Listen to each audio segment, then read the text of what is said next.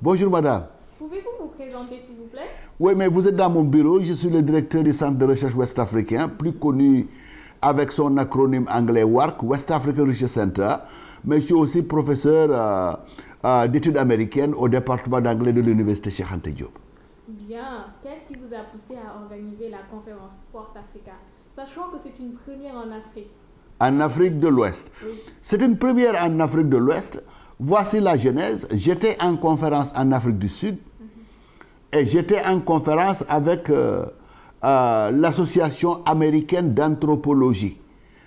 Et ces gens ont fait leur première conférence en Afrique, sur tout le continent. Leur première conférence s'est passée à Dakar et nous les avons aidés à organiser. Nous étions les organisateurs locaux. Et lors de cette deuxième conférence qui s'est déroulée en Afrique du Sud, il y a un membre de cette association Sports Africa qui m'a approché pour dire est-ce qu'il était envisageable pour eux d'organiser cette conférence au Sénégal. Il y a deux choses qui me motivent. Tout ce qui peut venir au Sénégal, je suis le premier à faire la publicité. Mais tout ce qui peut venir dans mon centre, je suis aussi le premier à faire des démarches pour que ça se passe. Et j'ai tout de suite dit, venez, le Sénégal vous accueillera, mais venez, le Centre de recherche ouest-africain vous accueillera. Donc, 10 fois qu'ils ont organisé aux États-Unis, 2 fois, une fois en Afrique australe, en Afrique du Sud, c'était effectivement en Afrique du Sud, Afrique australe, et une fois en Afrique de l'Est, la Tanzanie. La troisième sur le continent africain est revenue au Sénégal et nous sommes heureux d'avoir organisé cette conférence-là. Bien, bien. Pourquoi sport populaire, sport de masse, sport dans le quotidien des Africains? Oui, parce qu'il y a les trois. Hein. Vous voyez des gens qui jouent le golf. Je crois que dans le contexte africain, on peut dire que c'est un sport d'élite.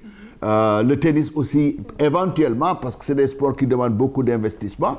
Mais aussi, si vous voyez la plage là, il y a énormément de personnes qui pratiquent le sport là-bas. Alors, pratiquer le sport pour préserver sa santé, pratiquer le sport dans une discipline ou une autre pour en faire une profession, ou en tout cas une seconde profession, il fallait qu'on étudie ça, comment ça se passe en Afrique.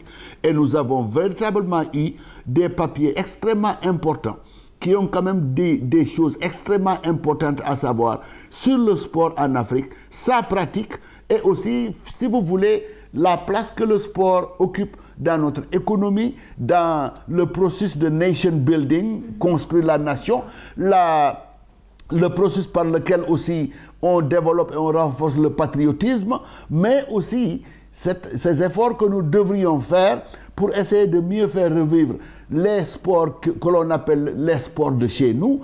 Tout ça, c'est des préoccupations que les spécialistes ont abordées et je crois que les communications ont été de très haute facture. Selon vous, le sport peut-il nous permettre de fédérer des communautés inclusives? Oui, absolument.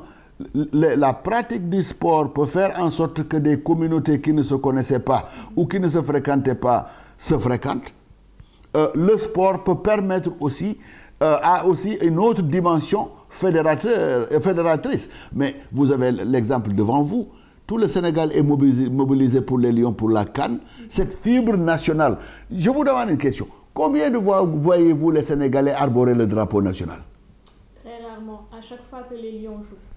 Les Lions, c'est le sport. Absolument. Gaïndé Ndiaye Barawach, et vous avez votre drapeau. Chacun achète des drapeaux. Allez à Sandaga, le commerce des drapeaux a commencé déjà. Donc le sport, à travers les stars du sport, à travers ceux-là même qui défendent nos couleurs, mais c'est un peu nos soldats, mais dans une joute pacifique. Le soldat, il s'en va, on lui donne le drapeau national. Mais le sportif, quand il s'en va aussi, on lui donne le tricolore national. Donc, la fibre nationale, la fibre patriotique, tout ça, ça peut être, ça peut être développé à travers les pratiques sportives. Et il y en a même qui pensent que c'est un ambassadeur culturel. Oui, absolument, absolument. La musique, tout comme le sport, c'est des ambassadeurs culturels. Je vais vous raconter des anecdotes autour de ça. Mais dans quel pays j'étais? Je crois que c'était au Brésil, ou en tout cas un pays extrêmement reculé. Et puis voilà, donc les gens découvrent que je suis sénégalais, mais tout de suite ils disent « Ah, El Hadji Diouf ». Et je me disais, jusque dans ce pays-là, les gens connaissent El Hadji Diouf. L'autre, j'étais aussi aux États-Unis et je vois quelqu'un qui avait beaucoup de drapeaux africains sur son t-shirt. Et je regarde, je lui dis, mais moi je ne suis pas content, en anglais. Je lui ai dit, je ne suis pas content. Il me dit, pourquoi? Et je dis, je ne vois pas mon drapeau. Il me dit, ah bon? Je lui dis, oui, là, vous avez le drapeau du Mali, c'est presque exactement la même chose, sauf que chez nous, nous avons une étoile. Mais dès que j'ai dit ça, il a sauté, il m'a dit, Sénégal, Youssou Ndour. Donc vous voyez, les artistes et les sportifs peuvent développer quand même une sympathie universelle par rapport aux nations, par rapport au pays, et il faudrait qu'on soit redevable aux sportifs pour ce travail qu'ils font pour nous. Ça, c'est vrai. Au cours de la conférence, bon nombre de participants ont prôné pour l'inclusion des programmes sportifs, ici au Sénégal et comme partout ailleurs en Afrique de l'Ouest. Oui, je crois que le sport, ça doit revenir et revenir en force dans le cursus scolaire. Je crois que c'était le mercredi ou le jeudi que l'on faisait l'éducation physique. Il faudrait que ça revienne. Parce que le sport, au-delà du fait que c'est tout simplement du sport, a une vertu extraordinaire. Le sport permet de rester en bonne santé. C'est connu. Les hypertendus, ceux qui ont le diabète, tout ce monde-là, s'ils pratiquent le sport, ils prolongeront leur vie ou ils guériront même. Donc, pour renforcer, si vous voulez, l'état de santé positif des Sénégalais, il faut qu'on les encourage à faire le sport. Chaque fois que vous suez, c'est une très bonne chose pour votre organisme, pour votre corps. Donc, il faudrait que l'on réintroduise ou que l'on renforce la pratique du sport en milieu scolaire. Depuis le primaire jusqu'au niveau universitaire, je crois qu'il faut qu'on encourage le sport. C'est important pour la santé d'une nation. Bien. Le sport à l'épreuve du développement durable. Qu'est-ce que cela vous inspire? Le sport contribue au développement. Encore que l'un des organisateurs, M. Gérard Akindes, a bien montré que le sport, on y investit beaucoup, mais finalement, les clubs de sport ne brassent pas autant d'argent. Quand on entend leurs milliards, on se dit qu'ils sont riches comme Crésus. Peut-être que les footballeurs, les stars sont riches, mais les clubs ne sont pas toujours riches.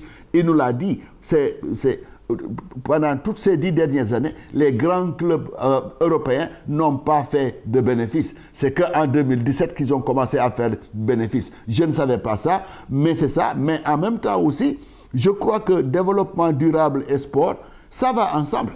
D'abord, parce que le sport entretient la santé des populations. Vous ne pouvez pas parler de durabilité si vous n'avez pas la santé chez les populations.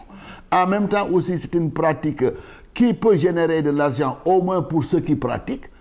Les stars du basket, les stars du football, les stars d'autres disciplines, les stars de la lutte, mais ils parviennent quand même à faire assez d'argent pour pouvoir penser à investir, faire travailler d'autres jeunes Sénégalais et nourrir leur famille. Donc je crois que c'est une pratique, c'est une discipline, c'est une activité génératrice de revenus et des fois beaucoup de revenus, mais dans ces conditions, il faut qu'on développe ça et il faut qu'on entretienne ça. Donc, quelles sont vos impressions par rapport à la conférence? J'ai été très fier que la conférence soit tenue au Sénégal et que soit tenue dans mon centre, le WARC, parce que je crois que les participants ont été très contents de ce qui a pu se faire pendant ces 3 jours. Certains même m'ont dit que est-ce que éventuellement le Sénégal pour l'Afrique de l'Ouest ne serait pas une destination régulière pour ce type de conférence. En tout cas, le centre, le WARC, est disponible, disposé à les accueillir à nouveau. Et il y a aussi cette touche de fierté de pouvoir organiser pour des délégations internationales, de pouvoir entendre les gens dire qu'on est content. À ma qualité de Sénégalais, à ma qualité de directeur de ce centre-là, je suis très content et mon orgueil est flatté quelque part. Voilà.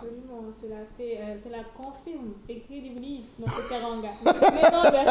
Merci beaucoup. Voilà. Oui.